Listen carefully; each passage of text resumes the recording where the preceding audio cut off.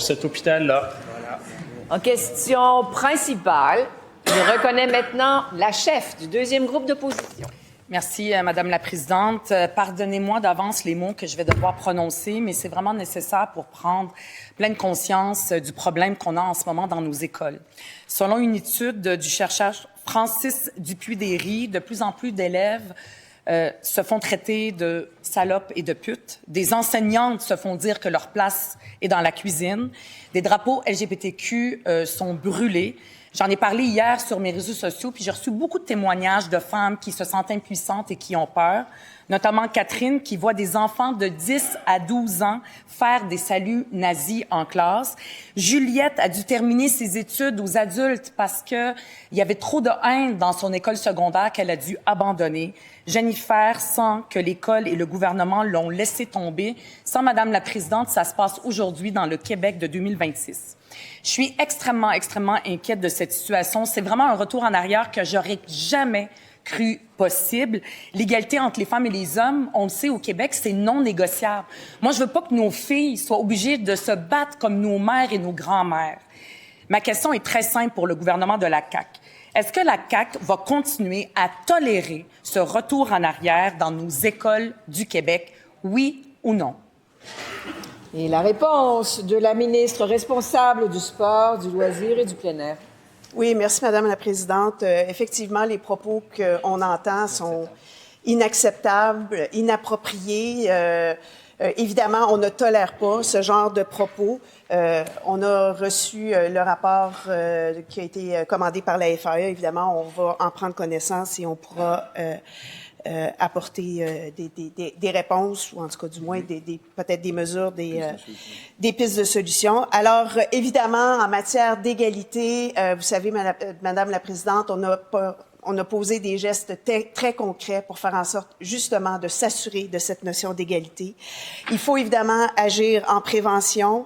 On se rappelle qu'on a implanté le cours de culture et de citoyenneté qui donne aux élèves, justement, des repères clairs en matière d'égalité, en matière de respect des droits, en matière de pensée critique, et on aborde notamment la notion de sexe et de genre. On se rappelle qu'il y a eu l'adoption aussi du PL 94 pour renforcer le principe d'égalité entre les femmes et les hommes dans nos écoles, de préciser les comportements exempts de violence et d'intimidation des élèves et du personnel scolaire. D'ailleurs, aussi dans ce rapport... Première complémentaire. Madame la Présidente, j'entends absolument rien de concret. L'étude est alarmante.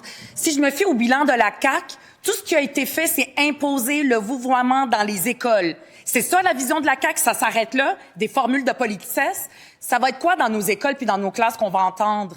Ça va être respectueusement, madame, votre place est dans la cuisine?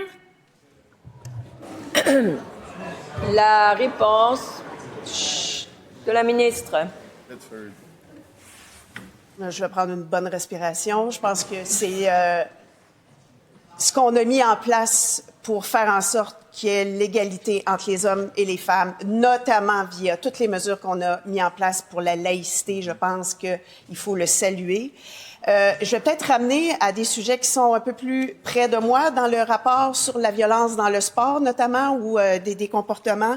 Je rappelle que là aussi, on a agi en amenant la notion d'intégrité dans le sport, en donnant des recours, des ressources pour les jeunes pour pouvoir dénoncer des situations d'intimidation, de violence sexuelle, de racisme et tout ça. On va continuer d'agir. Il faut agir en prévention et je pense que c'est une responsabilité. Deuxième complémentaire. J'aimerais ça donner une dernière chance à la ministre pour entendre quelque chose de concret. Elle dit on va agir, on va faire des choses. Il y a des propos misogynes, des propos homophobes qu'on entend aujourd'hui. C'est vraiment extrêmement inquiétant pour nos filles. Je veux pas que nos filles soient obligées de se battre pour les droits qu'on a aujourd'hui. Je veux pas qu'il y ait de recul au Québec. Je lui donne une autre chance. Les profs, les parents, tout le monde écoute la ministre, écoute le gouvernement de la CAQ. Je vois que ça va être le ministre ici qui va répondre. Je veux entendre une question concrète. La réponse du ministre de la Justice. Madame la Présidente, c'est ironique d'entendre Québec solidaire, alors que nous, du côté du gouvernement, on veut inscrire l'égalité entre les femmes et les hommes dans la Constitution du Québec, dans la loi des lois. Ils sont contre, Madame la Présidente. On veut faire en sorte, Madame la Présidente, que l'égalité entre les hommes et les femmes prime sur la liberté de religion. Ils sont contre. Le député de Maurice Richard nous dit il y a de l'intimidation, des menaces, des mensonges. On veut pas que ça se passe dans nos écoles, on veut pas que ça se passe dans notre société. Mais Québec solidaire, Madame la Présidente, font totalement le contraire quand vient le temps de prendre position. On a réglé le code Bedford, on a mis des mesures pour favoriser la laïcité parce que nous, on n'accepte pas, Madame la Présidente, de séparer les petits garçons puis les petites filles. On n'accepte pas ça. Au Québec, on n'accepte pas ça dans le système scolaire, puis on va défendre les valeurs québécoises. C'est pas Québec solidaire qui va réussir à faire ça. Article 32. On retrouve le silence. S'il vous plaît. Monsieur le leader, je vous remercie. Une seule personne a droit de parole maintenant, en l'occurrence, en question principale. Monsieur le leader, en question principale, je reconnais la députée de Verdun.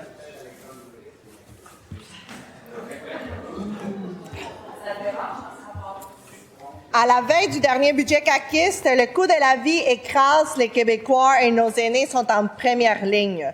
Je pense à Mme Jeannette Larrivée, 81 ans. Elle a travaillé toute sa vie, puis aujourd'hui, il lui manque 500 $ par mois pour simplement arriver. L'inflation dévore déjà les prestations, les logements explosent, l'épicerie aussi. C'est rendu tellement grave que Mme Jeannette ne se cherche pas un passe-temps, elle se cherche une job. Eh oui, nos aînés de 75 ans et plus retournent au marché du travail, pas par choix, mais par nécessité. L'organisme Perspective nous le confirme, des aînés qui envoient des CV pour arriver à la fin du mois. Après 8 ans au pouvoir, est-ce que le ministre des Finances est fier de voir des octogénaires retourner au travail pour combler la fin de mois? Il lui reste une seule et dernière chance avec le dernier budget caquiste. Et qu'est-ce qu'il va faire maintenant pour protéger les Québécois et Québécoises contre la hausse du coût de la vie? La réponse du ministre des Finances. Oui, mais Madame la Présidente, la politique, ça manque pas d'ironie. J'aurais jamais pensé que Québec solidaire allait énumérer le programme politique de la CAQ. Nous avons, en 2022, promis de protéger les Québécois face à la hausse du coût de la vie parce qu'en 2022, il y a eu une hausse de 8 % de l'inflation. Alors, c'est pour ça qu'en campagne électorale, on a parlé d'un bouclier anti-inflation. Et puis là-dedans, c'était quoi la principale mesure? 2 000 $ pour les aînés à faible revenu. Et je dois le souligner, l'opposition officielle, le Parti libéral du Québec, était d'accord avec cette mesure.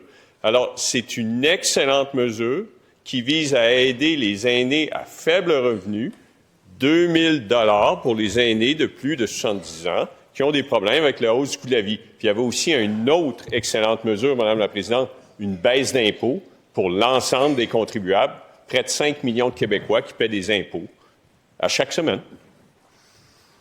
Complémentaire.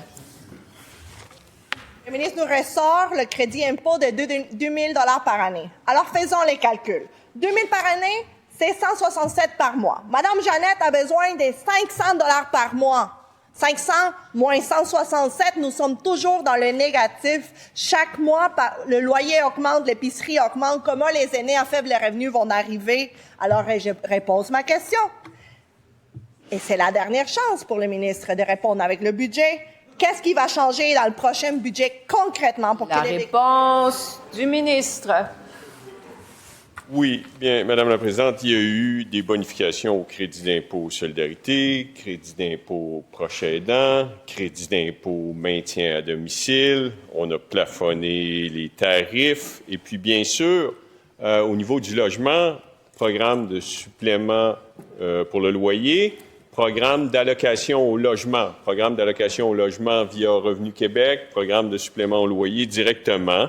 Alors, c'est un ensemble de mesures que nous avons fait. Et puis, lorsqu'on regarde les statistiques, c'est au Québec que le revenu réel disponible après impôts et inflation a le plus augmenté au Canada.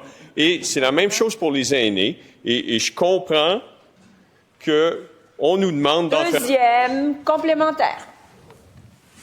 Madame la Présidente, pendant ce temps-là, Madame Jeannette, elle se cherche toujours une job parce qu'elle n'arrive pas à la fin du mois. Et puis comme elle, plusieurs aînés qui ont bâti le Québec pensent à envoyer un CV. Ça n'a pas d'allure. Le bilan de la CAQ, est clair. On a pelleté des milliards dans des projets douteux, dans des subventions aux grandes entreprises, puis pendant ce temps-là, le filet social, lui, il est percé de partout. C'est votre dernière chance. Et le budget, c'est un choix politique. Ça va être quoi? Encore de l'argent aux milliardaires ou l'argent aux priorités des Québécois et Québécoises? La réponse du ministre. Oui, Madame la Présidente, mais je vais être respectueux. Je vais répéter ce qu'on a fait pour les gens qui font face à la hausse du coût de la vie. C'est sérieux. On a fait d'excellentes mesures, puis c'est pour ça que notre bilan, il est bon. 2 000 $ plus aînés, baisse d'impôts, plafonnement des tarifs, hausse du crédit d'impôt solidarité, hausse du crédit d'impôt maintien à domicile, hausse du crédit d'impôt pour frais de garde. Ce sont toutes des mesures qui visent à protéger les Québécois face à la hausse du coût de la vie. Et bien sûr, on doit en faire plus, on doit continuer parce que le fardeau fiscal des Québécois est élevé, mais on fait ça progressivement parce qu'il faut aussi investir en santé et en éducation.